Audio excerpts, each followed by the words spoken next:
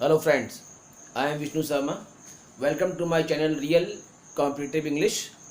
आज अपन एक कंजंक्शन है, इसका हार्डली के साथ जो वैन का यूज़ करते हैं, इसके कुछ थोड़े से एप्लीकेशंस भी हैं। तो आज उन सारे एप्लीकेशंस के बारे में अपन थोरोली डिस्कस करते हैं।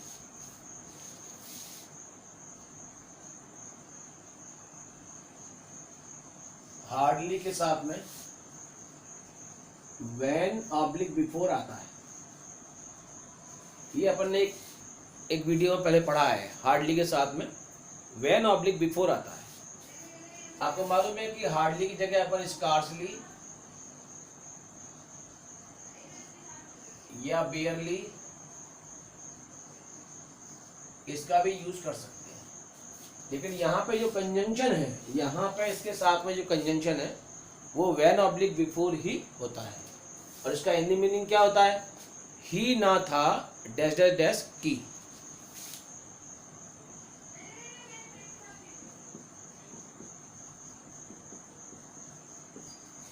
ही ना था डैश डैश डैश की। और ये क्या बता रहा है अपन को सेंटेंस? ये क्या इंडिकेट कर रहा है? कि ये सेंटेंस इंडिकेट कर रहा है कि सेंटेंस में कहीं ना कहीं आपको नेगेटिव अप्रोच दिखती है। सेंटेंस की अप्रोच कैसी है? नेगेटिव अप्रोच है। तो अपन ने हार्डली, स्कार्सली, बियरली के बारे में एक अपन ने वीडियो में पढ़ा है। एक मैंने कंजंक्शन में वीडियो बनाया था। पार्ट 2 है कि पार्ट 1 ही है शायद। पार्ट 1 पार्ट 2 ऐसे कुछ है। तो आप देख लीजिएगा उसको भी यूट्यूब पे जाकर। तो मैंने कहा था कि हार्डली, स्कार्सली और बियरली जिस सेंटेंस में आता है, इसमें स्वयं में कभी नॉट की चर्चा नहीं होती है। मतलब हार्डली, स्कार्सली, बियरली वाले सेंटेंस में अपने को अलग से नॉट नहीं लगाना है।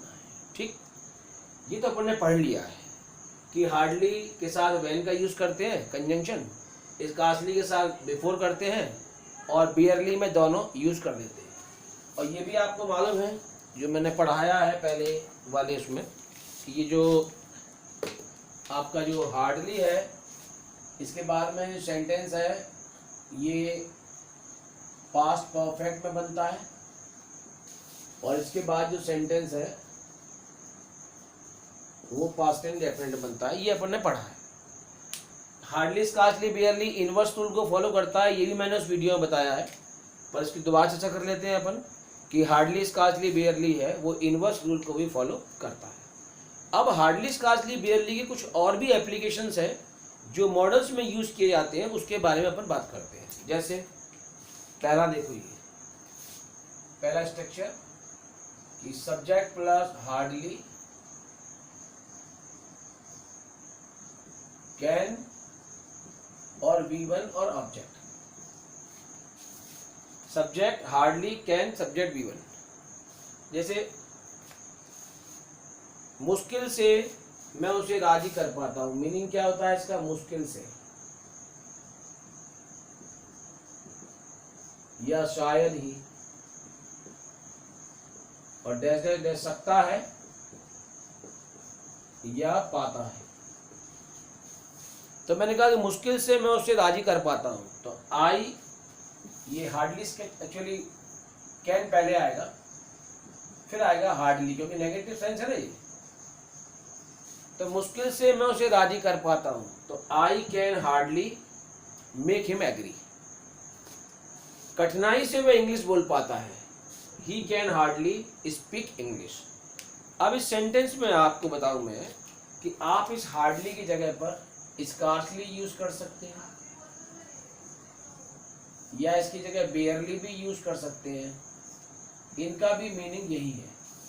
ठीक, मुश्किल से, कठिनाई से, सकता है या पाता है। अब ये जो स्ट्रक्चर है ना, इसको यहाँ हार्डली का काम कर रहा है, नॉट का काम कर रहा है। कैन नॉट मान ले एक तरह से आप। ये भी एडवर्ब है, नॉट भी एडवर्ब है।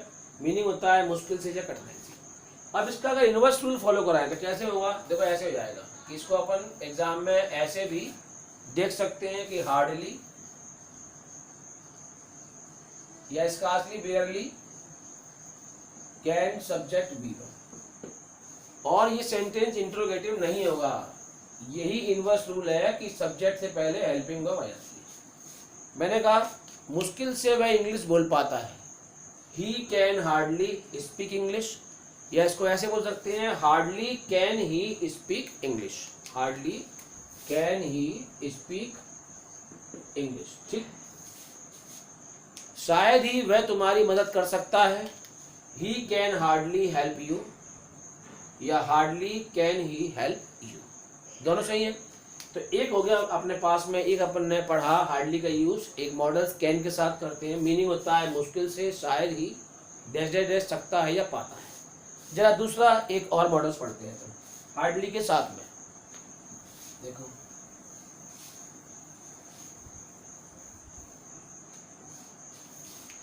ये आया subject plus could plus hardly और प्लस V1 प्लस ऑब्जेक्ट। यहां भी जो हार्डली है इसकी जगह स्कार्सली, बेयरली का यूज कर सकते हैं, समझ रहे ना। मीनिंग इसका होगा मुश्किल से या कठिनाई से,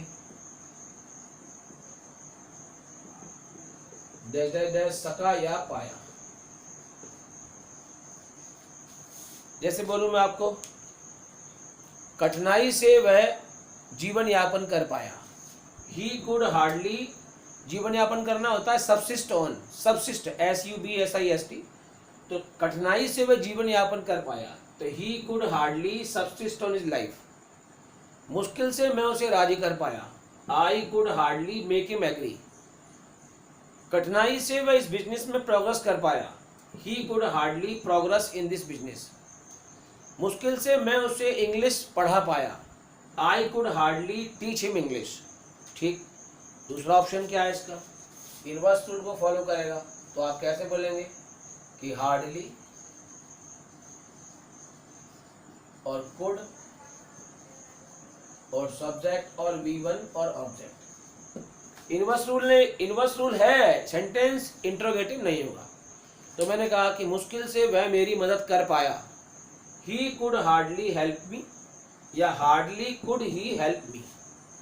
मुश्किल से वह इंग्लिश बोल पाया, he could hardly speak English, hardly could he speak English। तो एक अपन ने कैन में यूज किया था, उसका मीनिंग था मुश्किल से या कठिनाई से सका या पाया। दूसरा अपन ने कुड में यूज किया, मीनिंग क्या है, मुश्किल से या कठिनाई से, सॉरी, एक अपन ने कैन में यूज किया, मीनिंग था मुश्किल से कठिनाई से सकता है या पाता है। एक अपन ने कुड में यूज किया, मुश्किल से या कठिनाई से सका या पाया। एक तीसरा अपन पढ़ते हैं मॉडल्स, नीड में इसको यूज करते हैं, एग्जाम में वो भी आता है। देखो,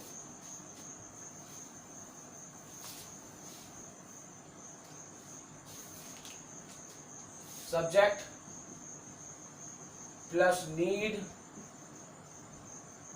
हार्डली और V1 और ऑब्जेक्ट, ये भी होता है।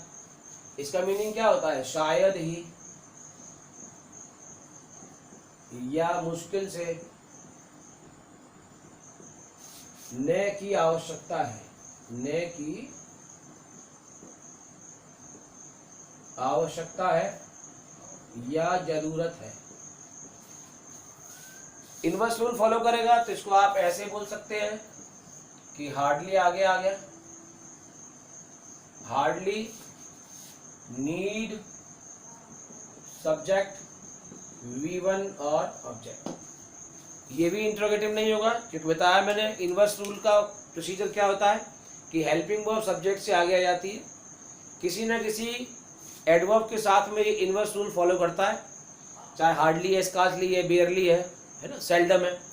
और इसके साथ में सेंटेंस का मीनिंग कभी इंट्रोगेटिव नहीं होगा, जो मीनिंग उसका होता है एफर्मेटिव वाला वही मीनिंग रहेगा। हाँ, कुछ ऐसे शब्द हैं जैसे हार्डली, स्कार्सली, बेयरली, ये अपने आप में नेगेटिव है, तो इसमें नेगेटिव छिपा रहता है, और बोलने में अपन इसको मुश्किल से, कठिनाई से, शायद ही ऐसे वर्ड यूज करते हैं, और उस सेंटेंस में नॉट की चर्चा नहीं करते हैं। किस सेंटेंस में, जिसमें हार्डली, स्कार्सली, बेयरली ऐसे वर्ड यूज किए जाते हैं। अब देखना, शायद ही अब उसे इंग्लिश सीखने की आवश्यकता हो, तो ही नीड हार्डली लर्न इंग्लिश, ही नीड हार्डली लर्न इंग्लिश, या हार्डली नीड ही लर्न इंग्लिश। शायद ही उसे अपने व्यवसाय को करने की जरूरत है, या शायद ही मुझे इस व्यवसाय को करने की आवश्यकता है। I need hardly do this business, hardly need I do this business. शायद ही उसे अब तुमसे इस बारे में बात करने की जरूरत है। He need hardly talk to you about this matter, hardly need he talk to you about this matter. तो अपन ने क्या पढ़ा, हार्डली, स्कार्सली, बेयरली के बारे में पढ़ा अपन ने कि तीनों ये क्या है, ये इनवर्स रूल को फॉलो करते हैं, ये एडवर्ब्स हैं। तीनों का खुद का मीनिंग नेगेटिव है। जिस सेंटेंस में ये आते हैं उस सेंटेंस में अलग से नोट लगाने की जरूरत नहीं पड़ती है।